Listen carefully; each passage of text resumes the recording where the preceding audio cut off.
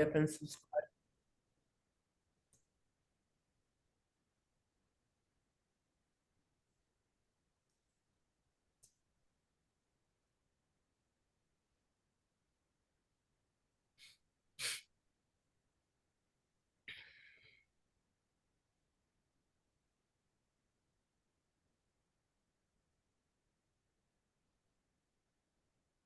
Hi, everyone. Yeah. Hi. So, all right. Well, thank you. And I certainly will reach out. Happy birthday. All right. Would everyone please mute their computers or their phones?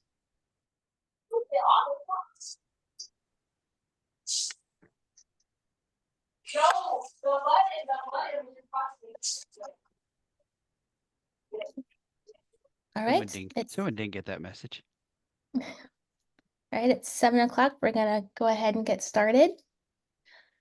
Good evening, everyone. Thank you for attending the Podcasting 101 panel hosted by the Society of Professional Journalists, Georgia. I'm Genelle Williams, SPJ GA Secretary, and your moderator for the evening.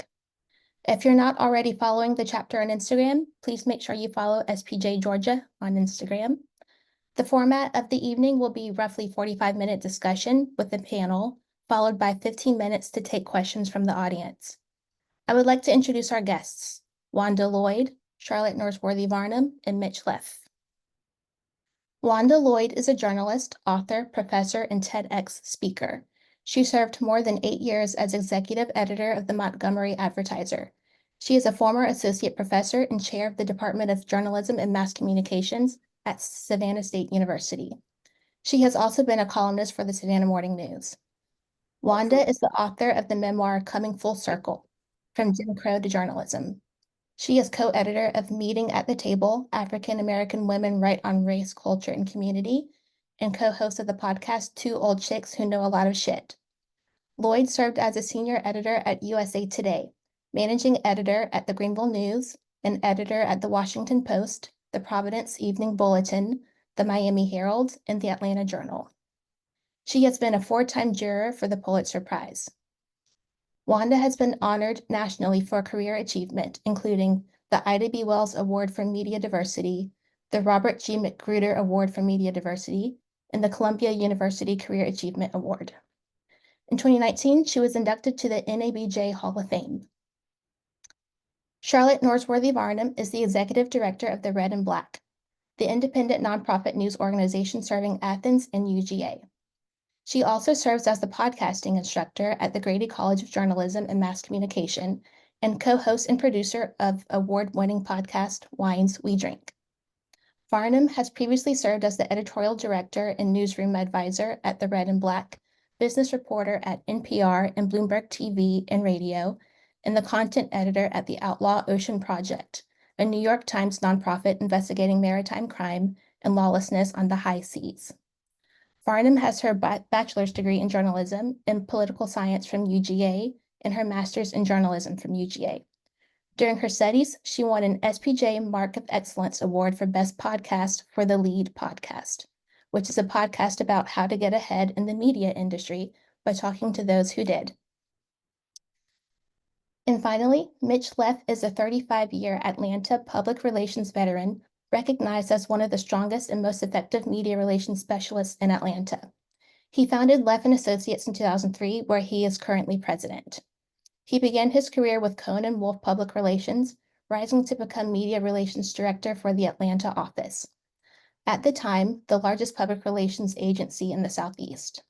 For many years, he edited the Cohen & Wolfe Metro Atlanta Media Guide, the definitive guide to Atlanta media. Mitch also spent several years with Atlanta offices of Edelman Public Relations and GCI Group. He left the agency PR to become director of public relations for Turner Learning, the educational division of Turner Broadcasting System, Inc.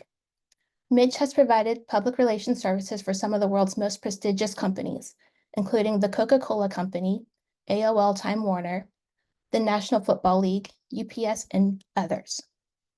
Thank you all for being here today and sharing your expertise with us. Let's start with the first question. We saw during the presidential election how media consumers relied on podcasts to get information. And in several cases, these podcast hosts did not have a journalism background. How important is it for journalists to learn the basics of podcasting?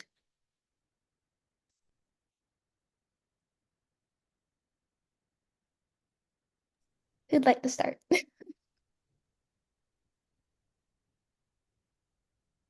Well, I'll start. I am not a podcaster as a journalist. I started my podcast after I retired from journalism, but I think it's very important as a tool for journalists nowadays because you got to meet people where they are. And I think it's also good for the podcasting because we have the skills to interview people, to produce information, to present information, and to, come up with good topics that are timely. So I think it's very important. Okay, move on to the next one. According to Statista, close to 70 million people listened to podcasts in 2023. This number is projected to rise to about 110 million listeners by 2029. Why do you think podcasts have risen as a popular form of educational or entertainment content? And what are the pros and are there any cons? Probably a lot of both. I mean, I think they've risen because they're so easy to produce, relatively speaking, compared to a television broadcast or a newspaper. I mean, it takes minimal investment and minimal time to do it at any level. And people like to have information that is about things that interest them, and there's so many podcasts about so many topics that it's really easy to find something that really piques your interest. In terms of the pros, I mean, yeah, there's a lot of them, which is also, I guess, the negative. There's a lot of podcasts, and you have to sometimes dig a little bit to find one that you like and one that is, produced in a credible way. But yeah, as with anything, the market figures out what's good and what's not good. But I think it's important to kind of know who your audience is if you're producing a podcast. For sure. Yeah, I would echo that. I'll also just say that what is so fascinating to me about those statistics is that those that consider them to be podcast listeners are dedicating an average of 7 to 8 hours a week to this space. And that directly contradicts sort of the narrative that's going around attention spans and short form content and how that is where things are headed. And I think that directly shows that people have attention to give to things and they're willing to dedicate time and energy to the space and to storytelling in general, which is exciting. But I think where there can be some muddy waters is around, sort of boundary setting and credibility in this space, because there are so many journalists, non-journalists, fiction, nonfiction spaces being created in this marketplace. And yes, it's a highly accessible medium, so everyone can participate. That's going to make it a little bit harder for the consumer to really understand what's in front of them and put the onus on them to understand, what is this podcast trying to deliver to me? Is it meant to be an objective source? Is it meant to be commentary? Or is it meant to be something else entirely? And I think that, we can't rely on sections in the newspaper to sort of outline opinion versus straight news. And that's something that we will need to, as an industry, kind of continue to grapple with to help support the consumer to understand and discern the difference between the two. For sure. I want to add to that, we're really talking about building an audience for podcasts, just like you build an audience for any other kind of journalism. And when my podcast co-host, Tina McElroy-Unson, and I started our podcast, we went into it thinking, because of the title and because of what we promised to deliver, that we'd be talking to a lot of older women. When we were about a year into it and started really seriously looking at the analytics, we found out that our audience was primarily women 30 to late 40s, perhaps because the title was Two Old Chicks Who Know a Lot of Shit. But we found that a lot of younger women were coming to us for wisdom. And that's really what we promised, and that's what we delivered. So sometimes you think your audience is going to go one way, and in my case, it went another way. That's so true. Okay, next question. Does someone need to have a lot of technical experience to start a podcast? If yes, what do they need to know? I'll start. I don't think you have to have a lot of technical experience, some basic knowledge of how maybe editing works a little bit, and maybe a little bit of a affinity for internet technology a little bit to be able to figure out how to host your platform. But I found the platforms and technology are pretty user friendly in terms of trying to do that. I mean, I looked at a couple of different platforms before I chose the one that I'm using now. So you kind of dig around a little bit, but I look for recommendations too. I mean, I talked to a couple of people in radio who are doing podcasts. I said, what do you use? What's easy? What's user friendly? And went that way. And of course, I went with something that wasn't going to cost me an arm and a leg too. So what did you When use? Oh, okay. I don't want to jump ahead to the next question yet. Oh, I'm using Buzzsprout for the audio part of the podcast, uh, for the audio hosting, and then mine. I know some folks do just audio podcasts, and some people do audio and video. So mine is audio and there's an audio and a video version. So I record it as video, and then I just create an audio only version. So the audio version goes on Buzzsprout, and then automatically feeds out to Apple Podcasts and Spotify and Deezer and all those different podcasts. And then the video version goes on a YouTube channel that I've created. So I've got it kind of going both ways. But Buzzsprout is very inexpensive. I think it's $12 a month for up to 3 hours of content. And it's very easy to use, very user friendly. Interface is great. Uh, they've been helpful. I get lots of tutorial, ideas from them, and they send me notes about how many people have watched and how many people have downloaded my podcast. So I get some decent analytics from them as well. the reason I asked the question is because we didn't know anything about the technology for podcasting. I mean, we're pretty tech savvy in other ways on the internet and use a lot of podcasts, but we had to get help. And so I would say, if you don't have the technology chops, there are people out there who are willing to help, and it doesn't always cost an arm and a leg. Our first producer didn't charge us anything for about a year, and then we got a second producer that charged us a little bit, and it just worked for us because we weren't willing to figure it out at our age. We were 70, both of us were 70 years old when we started it. Yeah, I knew nothing about doing it, and I talked to uh, a Georgia Public Broadcasting anchor who gave me some tips on it. And honestly, the first podcast, the first one I did, I was using a very cheap microphone, and she had the NPR sound, and she sounded awesome. And I thought, okay, I got to up my game, and I found this headset which sounds pretty good. It's like $50. It's not the most expensive, but it's not the cheapest thing. But for what I'm doing, it meets the need. Um, so sorry, good. Charlotte, I think you were going to talk to. I was Oh, just going to say to you're in. Janelle's question that I think it really is understanding first your willingness to learn a new skill, given wherever it is you're starting from. I mean, I teach, a couple dozen college students every semester, and they're coming into the course from a variety of different storytelling backgrounds, and certainly most of them having zero experience in audio storytelling. And I think if you know good stories, if you know your own taste and your own perspective that you can bring to the table, you have a really solid idea, then the technical pieces come a little bit easier when you have a willingness to tinker around, click around.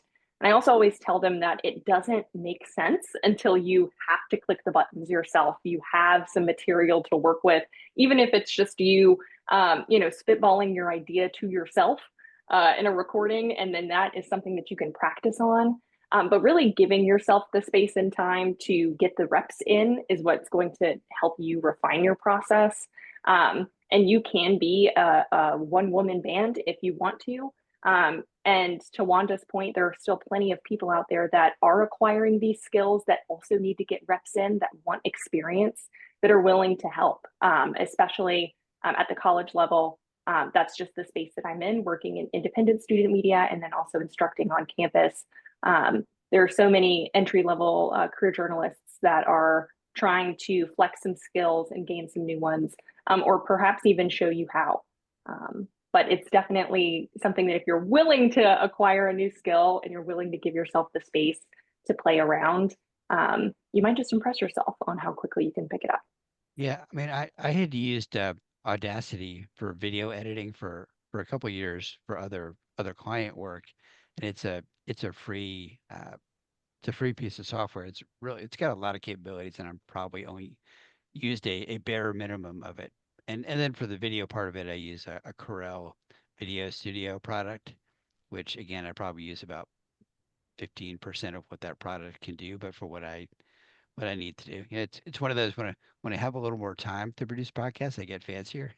But and when I'm in a crunch, I go for a little more basic, and don't add in all the bells and whistles. But the Corel is about, well, I think I paid $80. I think it was on sale at the end of the year for like 50, and it's just a one-time purchase. And the Audacity is a free download, and I've used that for probably 10 years, and it's a great product. Okay, thank you. Thank you for sharing that. And also a follow-up question. What about the process of building an audience? Is that something that someone who's just starting a podcast should be worried about, or do they just need to focus on producing a podcast and getting it out there? Audience is really important. And the best way to build an audience is tell everybody you know and hit social media really hard. We set up social media just for the podcast, and that did it for us. That was enough. So, yeah. I mean, I think is it really important to understand who you're going after? What is your demographic? I mean, I think Wanda, you were saying that your demographic ended up not being quite what you thought it was going to be. My demographic is kind of focused. It's journalists and marketing communications people. So it's not always like a general consumer audience. But we'll talk later about kind of what some of my goals were for the podcast. But sometimes as with anything, sometimes having more viewers or listeners isn't as important as having the right viewers or listeners, or the right smaller numbers can be just as effective, depending on what you want to get out of it. For sure. Yeah, I would echo that as well, that because the marketplace is so flooded, there's fewer opportunities for novelty in the space. But if you can find that, you would rather have a smaller percentage of the marketplace coming back each and every episode, coming back in between season hiatuses, because they feel seen, they feel heard, than trying to go viral in this space. Because it's not sustainable, and that's not necessarily going to support the longevity of your program unless that is a part of your goal, right? But I not only try to personify the person that you're trying to reach, but also when and where and how you're going to reach them. So not only who your person is and what's going on in their day-to-day, but where are you reaching them? Is it in the car on their way to work, in the classic morning drive? Is it in between classes and they only have a few spare minutes? Is it at the end of a busy day? Is it while they're washing dishes and putting their kids to bed? Really trying to just take some time and imagine how they might be interacting with your show as well is going to help you format it in a way that speaks for them and to them in the best possible way. Thank you. All right, and the next question, what are some of your favorite podcast hosting platforms and why? I think I talked about Buzzsprout already, and that's the one that I really like. So I'll defer to the other two ladies in terms of. We use StreamYard for the first year, and then the second year we just did it on Zoom because we had a producer, so they transferred it to whatever they needed to do the editing and launch it on YouTube and most of the popular platforms, podcasts, audio platforms. So we did something, we went really simple. What do you mean by a producer? Well, a producer for us was someone who would schedule it and would, give us the cues, and we'd talk, and then in both cases, it was a woman, she would edit it and put it out, and she would send it back to us to listen to. And if we saw some inconsistencies in the sound or thought there was something that, we wanted to cut out, we added photos because it was on YouTube. So we would put that, we had a script, and we put that at the bottom of the script so she could insert the photos. And that's what the producer did. Like a producer of a television show, radio show. She was someone who produced for a living. Very cool. Yeah, I really like Corel Video Studio for my video part of the podcast, because I can insert video, I can insert photos. So if I'm talking about, somebody's favorite restaurant or something, I can, pop up a picture of the restaurant or drop in their logo or their URL. And, if I'm interviewing a TV reporter, I can steal a little bit of video from one of their reports and kind of do a little voiceover with that. So I like it because it lets me kind of vary the format. So it's not just two talking heads for 30 minutes. It's two talking heads interspersed with pictures and video. And I had someone a few months ago who, it was in a band on the side. So I used the music from her band as the bumper music at the beginning and the end. And it just made for a fun way to start and end the podcast. That was credit to Sammy Purcell with Rough Draft. She was the singer. I use Podbean and another distribution platform called Transistor. I really like Podbean because it's super affordable, really intuitive, user-friendly when it comes to distribution and managing your show and the album art, the description, who it's for. And you can also pull in all of your analytics and view those really simply on Podbean. It's got all the scheduling. It's super straight up and easy peasy in my perspective. And then Transistor is nice if you've got multiple show titles. So at the Red and Black, the student media organization that I head up, we have students coming up with awesome show ideas, and it's a student-led operation. So we want to be able to give them the space to try things out.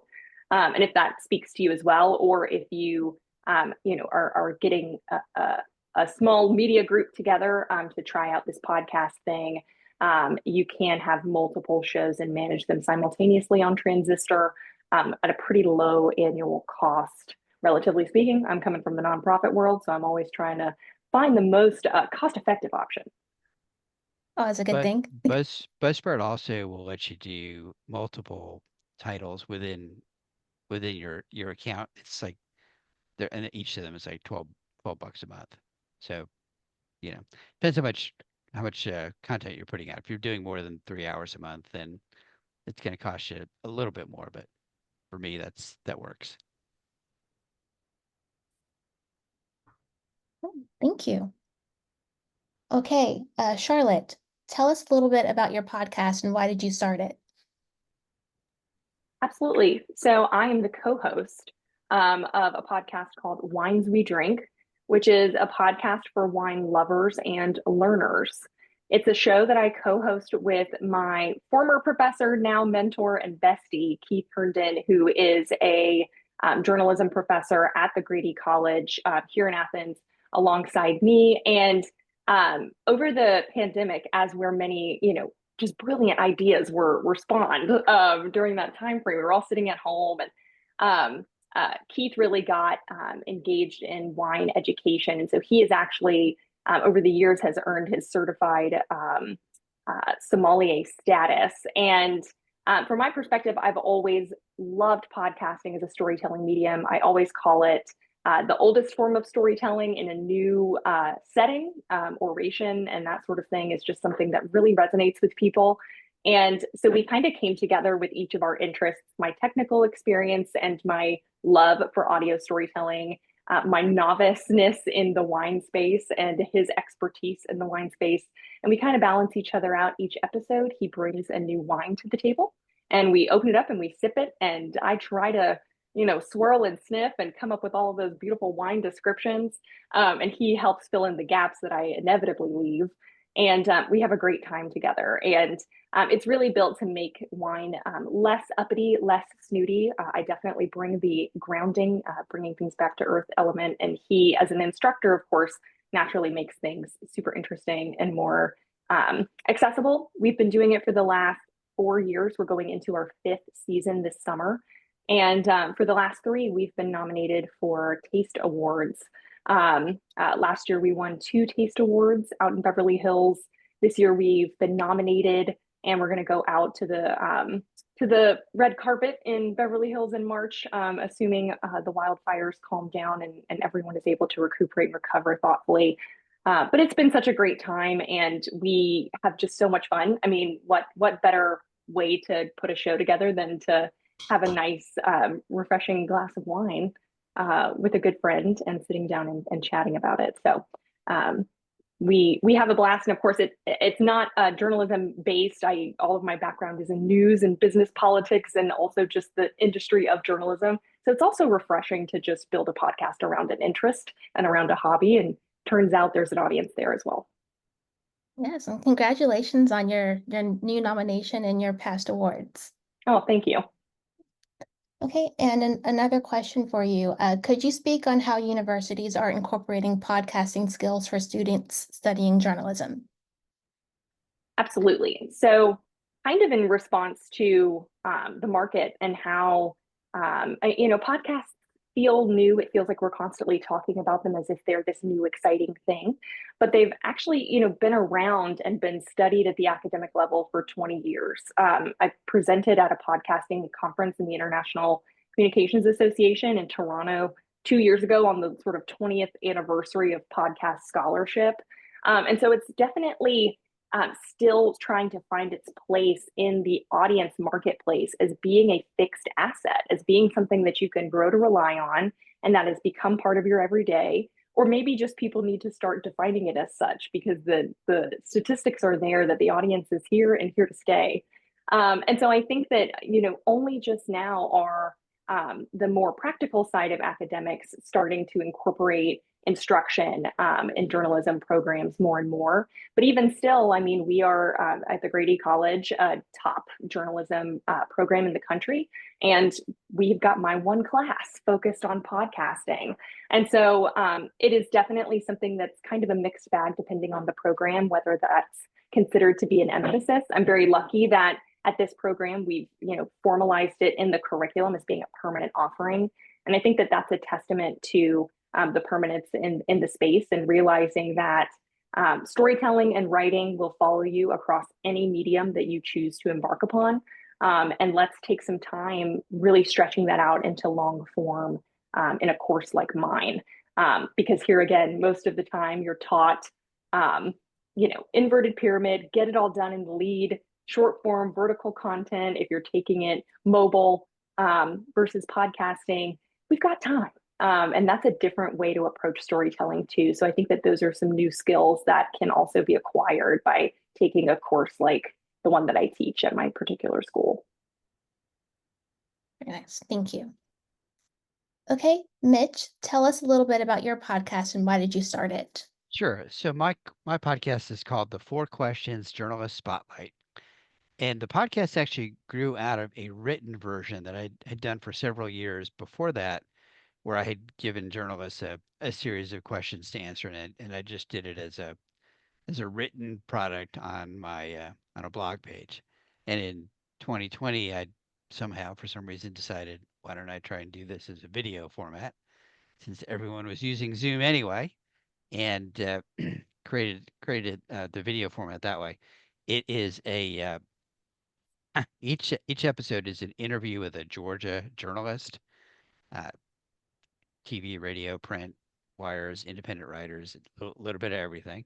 Small publications, large publications, and we talk about their publication, we talk about their work history, what brought them there, uh, kind of what their job is all about, and then we ask them 4 questions that are the same every week, that kind of allow the listeners to get a little personal feel for them. You know, what's their favorite restaurant, favorite place to go visit, favorite non-work hobby, uh, favorite local getaway. But the hardest question I ask people is, what's the coolest thing about you? And you would be I really need to get them to think about it ahead of time, because if I don't give them a heads up, like, there's nothing cool about me. But there's always something kind of fun and cool about everyone. It's a hobby, it's a talent, it's something they collect. Uh, I was talking to somebody, one of my interviews recently, collects rubber duckies, which I thought was one of the coolest things, that I've seen. And then I can take, pictures and video of their fun hobbies and put it in there. And I try to I started it because, I work with journalists all the time, and the the action is always me calling the journalist saying, "Hey, write a story about this client." And I found that if I call a journalist and say, "I want to talk to you about you," that really struck a chord. And journalists really like the ability to be able to talk about their work, talk about what they do. It's a great outlet for them. And, for me, media relations is one of my core offerings. So this really fits in with my brand. So, if I have this whole library of podcasts with journalists, then potential clients are looking at this and they say, "Wow, these guys must really know journalists because they do all these interviews with them."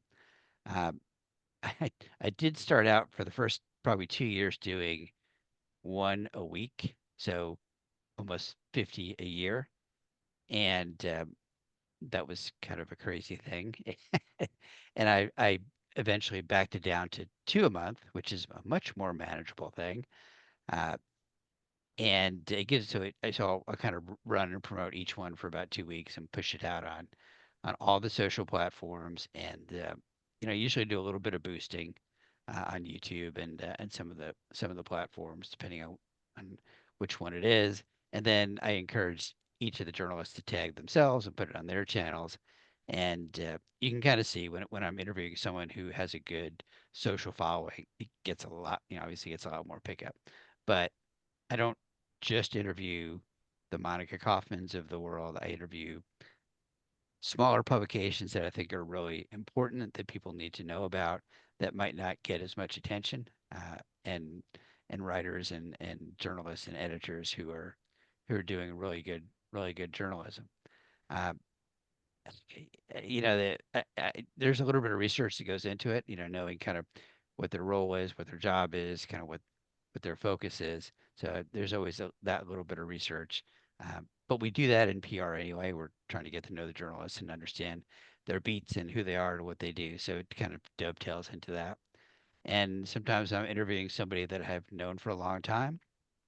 And sometimes I'm interviewing someone who I've hardly ever talked to before. So it's also an opportunity for me to kind of build that relationship with a journalist who I might not have known as well before.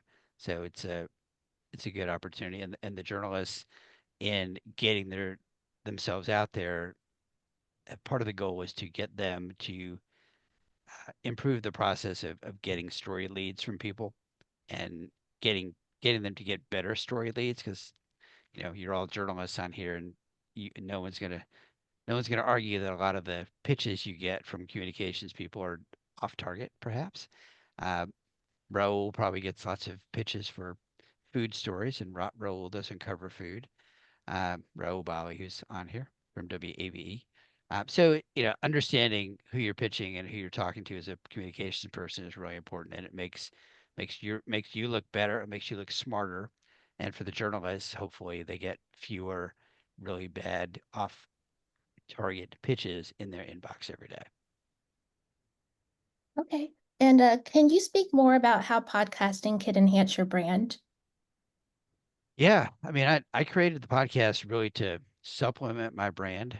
So it is one of several services that I offer. And since media relations is such a big part of what I do, that this podcast is kind of uh, part of that assortment of services. We also have a database of Atlanta media that people can subscribe to, and I do a monthly newsletter about Atlanta journalists. So it's kind of not a kind of general information. So all of my offerings have that kind of media relations, media journalist focus to it. So this fits in well to that. So it really supports my brand and helps me when I'm going out and looking for business or looking to build relationships. Thanks, Mitch. Okay, Wanda, can you tell us a little bit about your podcast and why did you start it? Sure. So we started our podcast in 2020 also. So it seems like all three of us have some connection to the pandemic, because that's when podcasts, I think, really sort of took off because people had time to listen. I know I was going for long walks, every day, and I was listening to podcasts. So we started this. My co-host is Tina McElroy, and she passed away, unfortunately, in September. But it really started with a book, and I'm not pitching the book because it's out of print, but it's called Meeting at the Table: African American Women Write on oh gosh, right on Race, Culture, and Community. And it was really a book that came out of the deaths of George Floyd and Breonna Taylor and Ahmaud Arbery.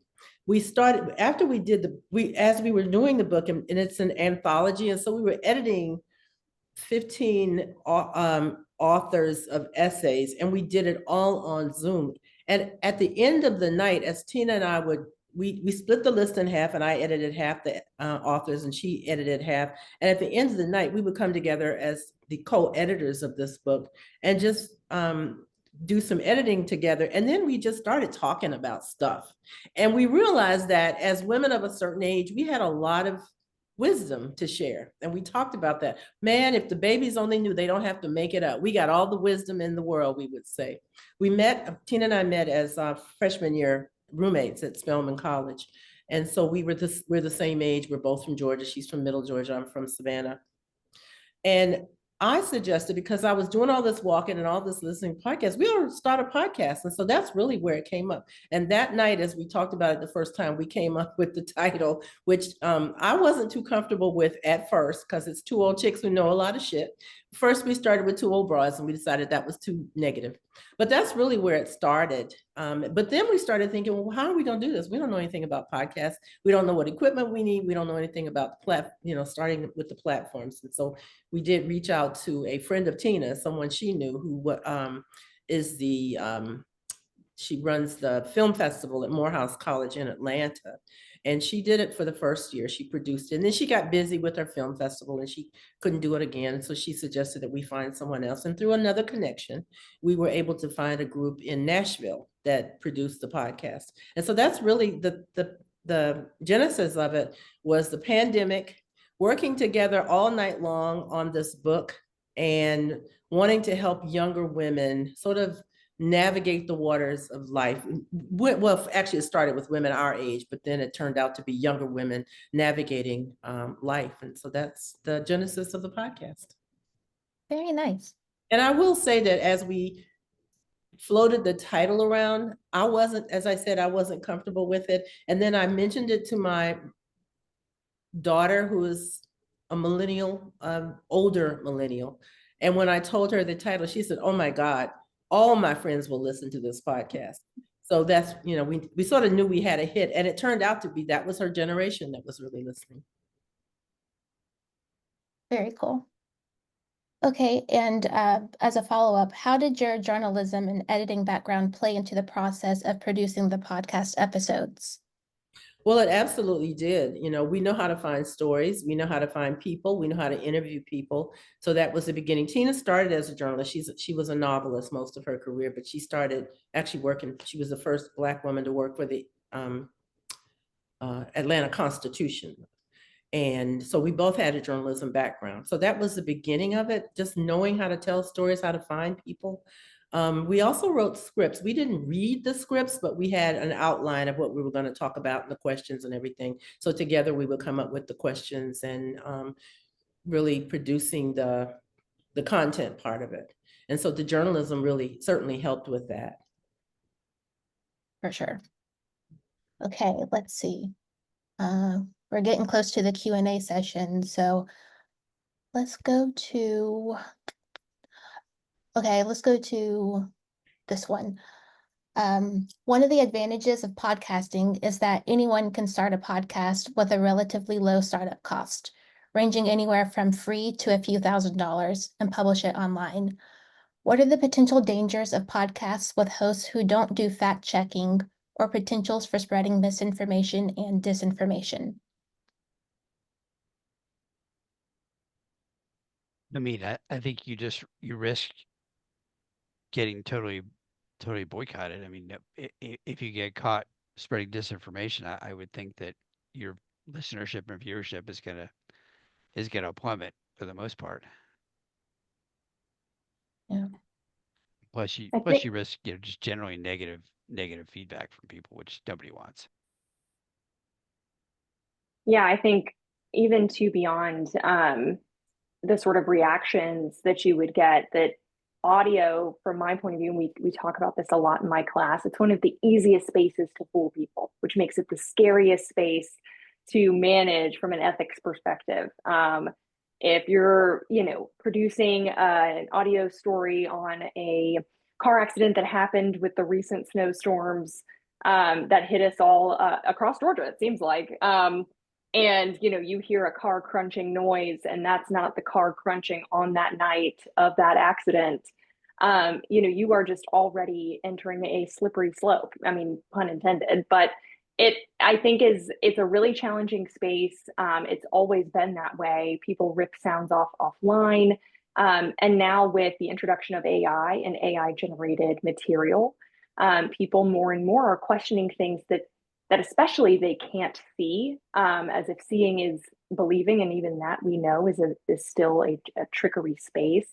But with audio, it is just so easy, unfortunately, to really worksmith something and fool people and get them believing things, or believing that very important public officials are saying things when they maybe didn't actually say that in that press conference.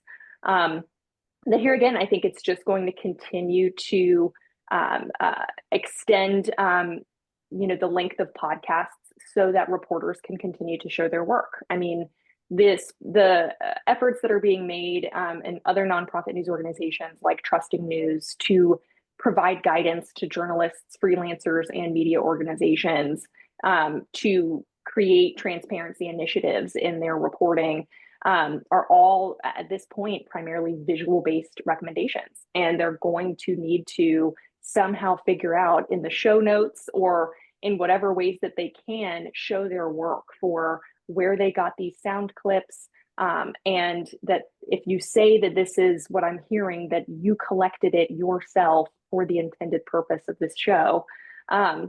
And it's just going to be a harder space, I think, going forward. And either people are going to buckle down and step up to the challenge, or they're going to veer away from that and produce shows that don't require such extreme measures of defense in order to ensure that you're producing a really credible product. But I think to Mitch's point, the outcry would be tremendous, but from my perspective, I don't even know if we would get to that point, because how would they know? And that's the scary, scary, scary part. And so I think that as we get more engaged consumption and people wanting to know, where their produce is coming from, and also now where their news is coming from, journalism-based podcasts are going to have to answer to that in ways that are maybe more strenuous or maybe threatening, the way that they tackle news in this audio space, potentially elongating it maybe. A couple of years ago, I'm a volunteer for League of Women Voters in the coastal area, but a couple of years ago, they asked me to do something for the state. And so we did a virtual session on misinformation and disinformation. I moderated it.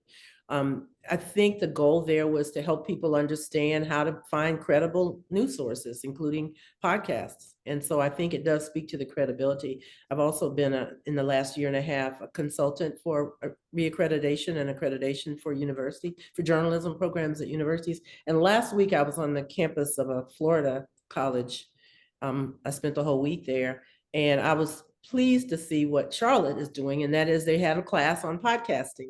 And so I think I applaud you for, and I think that's part of your accreditation anyway, because you are an accredited university for journalism. But that's, my hat's off to you for teaching the young people to do it the right way. And it's really going to have to start with this generation of young people who are creating podcasts. So that's a really good thing.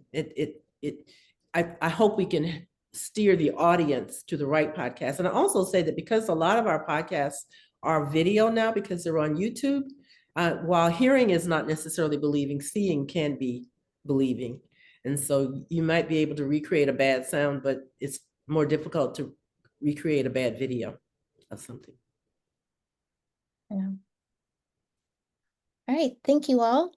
We are now about 15 minutes out from the end of the panel, so we'll open up the room for a Q&A session.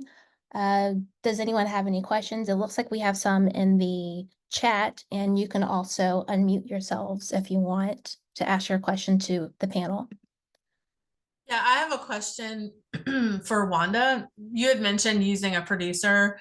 Is that person still producing for people? Do you have that contact information? Just curious. Sure. Well, the first one we used was the Morehouse person. She is not producing because she's on to doing other things. But I saw your question in there, so I had to look it up. The name of the company that I had a team of 3 people, a producer, a sound person, and video person, editor, and it's called Moment of Creation. It's Moment of Creation Studio. I think you can find it under MOC Studio. They're based in Nashville. So that's a group that produced, and they produced all the way through just a couple of months ago, because after my podcast host passed away, we did a couple more episodes, and they came back and they produced it for us just in honor of, in memory of her.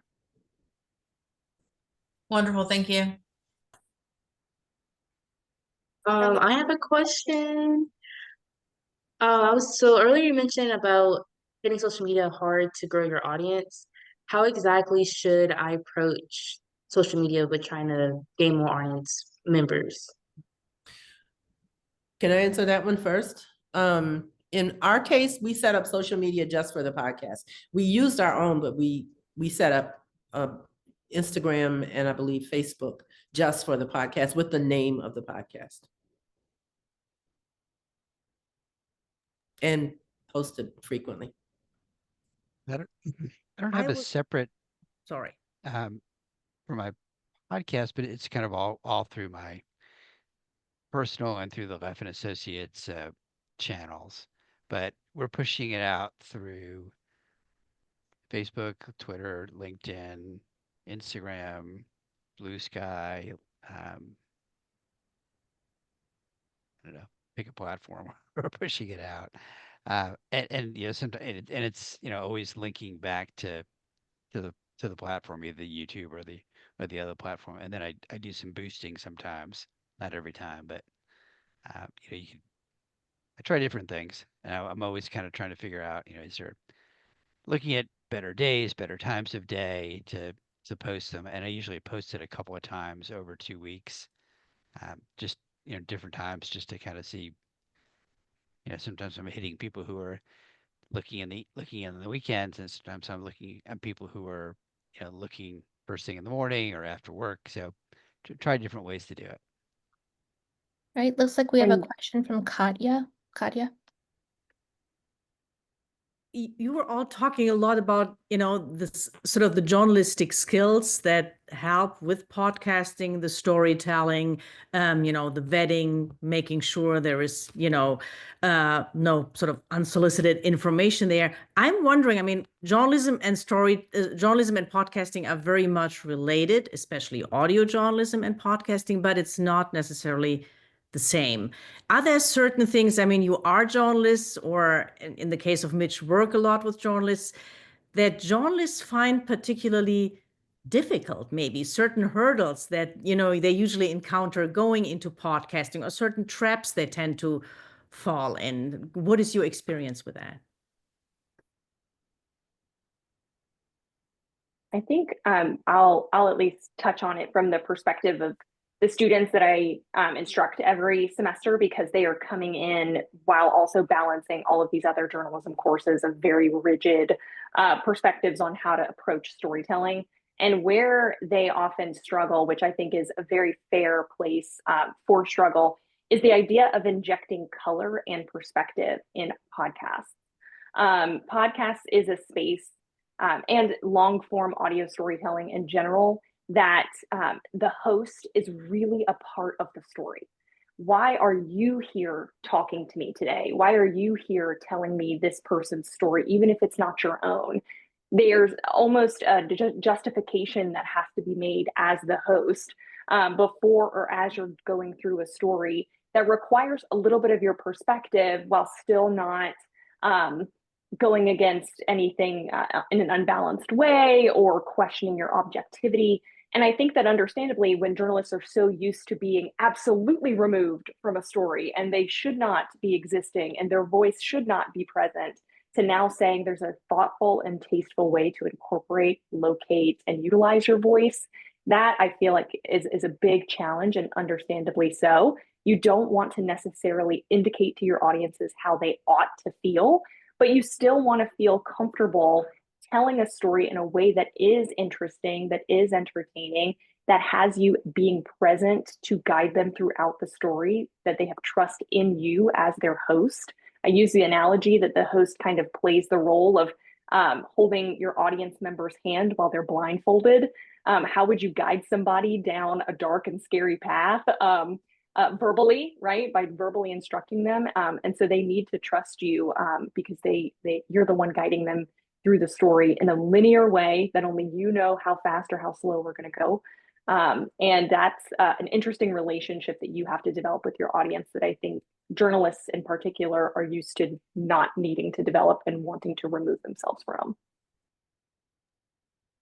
Okay, we have a couple more questions. We'll take the question from Natasha in the chat, and then Vele, I think, had a question, and then also I see Rachel Morris has her hand raised. So Natasha said, when pitching an episode to a potential guest, do you offer a couple of topics, or do you work with the guest to find out their skill set or what they'd be interested in talking about? In my case, I know what I want them to talk about before I call them. I mean, we pick them because they have a certain area of expertise or experience, in our case, many times, that we know what we want to talk about. You know, we had a woman, I'll just give you one example, a woman who started a rideshare company just for women drivers in Atlanta. And I read about her. I think I saw her on LinkedIn, actually. She told her story. And I wanted to hear that story because I wanted to understand a little bit more about why women need a rideshare company. And she just gave us some amazing insight into the problems that women have getting rideshares, especially women who are nurses or other people who may work at night or have to have their kids picked up from school and they just want more safety. So I know what I want to talk about before I call them. Yeah, and mine is a similar format each time. The subject is different, but the kind of the format is similar, which I think, I don't know, to me kind of gets a familiarity among the listeners because they know it's going to be kind of generally the same kind of thing, and it's fun to kind of hear them answer kind of the fun questions, although obviously their answers are different. Okay, But and then I share the questions with them ahead of time so they know kind of, they know generally what I'm going to ask them about. thank you. I never shared the questions. That's all. What did you say? I never shared the questions. Okay. Yeah, it's either or. You could go either way. Depends on the journalist. Vele, did you still have a question? Or did you want to write it in the chat? I just wanted to say hello and applaud Wanda Lloyd. I've Hey, known her Anita. forever, and I'm so glad to see you tonight. But my question was, I wanted to know if you're going to continue the podcast. I would like to. I just have to find another old chick, and I'm just trying to be respectful for a little while until I figure that out. Yes. Thank you. Good to see you. All right, Rachel Morris. Hi all, I just want to say thank you for this. It's really, really useful. I'm calling in from the UK. I'm editor-in-chief of a publication for Wales. I hesitate to call it citizen journalism because that has become so degraded. After Elon Musk, we call it participatory journalism, and I support people in Wales who are unheard to tell their stories. And as part of that, I want to start getting into podcasting. So I have two very quick questions. One is there an ideal about how often you should post episodes and how long they should be? That's my first question. My second question is I'm trying to get a measure of what our reach might be. And I'm wondering if people in America would be in any way interested in listening to a podcast coming out of a very small, very wet country with a population of 3 million people that will often be exploring how stories happened with people who've never written one before. So it's a bit of journalism, but it's a bit of a slice of life from Wales as well. Is that something there's any audience for outside Wales itself, do you think? I'll answer the first part of your question. I'm not sure about the second. We posted ours. We recorded every other week, and we didn't do live podcasts. And we pushed them out every week, 1 week on YouTube and the next week on audio, or vice versa. I don't remember. So it was a 2-week cycle on audio and video platforms. That's kind of how we did it. And we thought about weekly, but I think Mitch is right. Weekly was just too much for us. It's a lot to do it every week. It's a lot of work, yeah. But if it's your full-time job and you have producers who are helping you, then by all means do a daily podcast.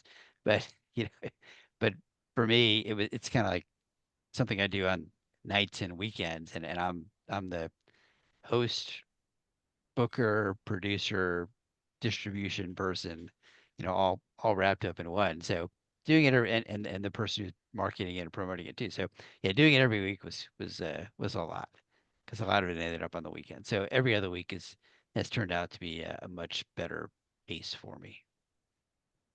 Yeah, we do season-based distribution for Wines We Drink. We do it over the summers because that's when people are more celebratory, perhaps. Though maybe they need it a little bit more this season, but we do the summertime just because in general, that's when lifestyle content tends to thrive more so.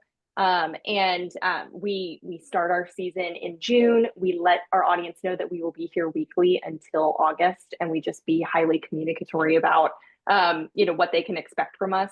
Our shows range 20 to 30 minutes, which we found is a great sweet spot for folks to do as a quick task throughout their day. They can put on our show and listen to it in completion.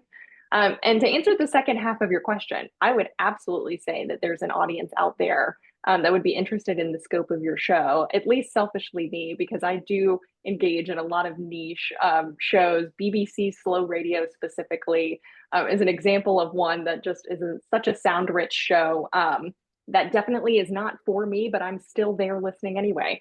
I would say that as long as the actual premise of the show, again, you're holding on to your local listeners' hands while you're also holding on to that American hand and filling us in on cultural context that we're definitely not going to be in the loop on, current events, historic background on, the how and the why of it all, of how things are broken down in Wales. As long as I feel like I can keep up, I'm absolutely willing to learn about other cultures and communities that aren't mine. And if anything, I tend to seek those out. So I would imagine that there are others like me.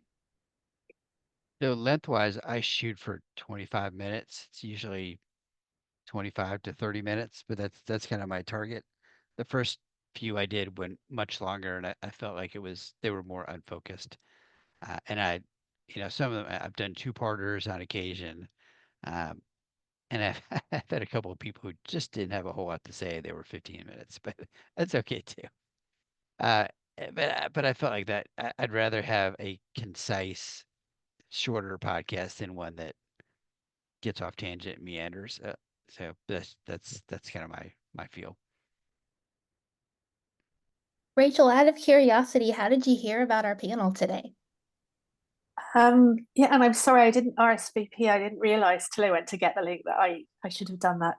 I think I found it in the in a journalism inside the newsroom newsletter. I think that's where I got it, and I was delighted. I've also attended a Skillshare today on how to do video editing out of Detroit. So I've had a really American day, in a really positive way at a really difficult time for you all. So I'm really grateful and glad to be here and keeping you all in my thoughts. Thank you. Rachel, I'll also say that you may find that you have a Welsh audience in United States. Yes, that's a very good point, Wanda, and it's an honor to meet you, by the way. Yeah, there is a huge Welsh diaspora. There's only about 3 million Welsh people in Wales, and then there's way more than that outside Wales in the rest of the UK and overseas. So yeah, if I can reach them, like it's reaching. But yeah, Canada, the US, Australia. We have a lot of readers in Norway. No clue why at all, but I'll take it. So yeah, it's just I'm still not sure at podcasts. I got this idea like there's so many people making podcasts that no one has time to listen to them anymore.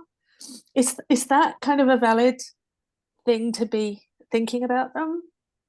I think more people are going to do escapism. So we're going to be looking for more podcasts, more movies, more things to keep it light and bright. Fair play. Yeah. Thank you. That's all been really helpful. Okay. All right, does anyone else have any other questions? No? All right, well, thank you so much to our panelists for being here and sharing your expertise with us.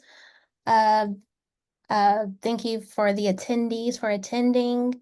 You can learn more about membership with SPJ Georgia at spjgeorgia.com/join. The next event will be the Coffee Club meetup on Saturday, January 25th from 2 to 4 p.m. at the 5 Spot Midtown in Savannah, Georgia. And the next event will be a media literacy in-person panel on Saturday, February 22nd, hosted by Royal Bali and Mark Woolsey. And follow us on Instagram for more details. All right, and with that, I will let everybody enjoy the rest of their evening. Thank you. Bye. Good night. Good night. Good night.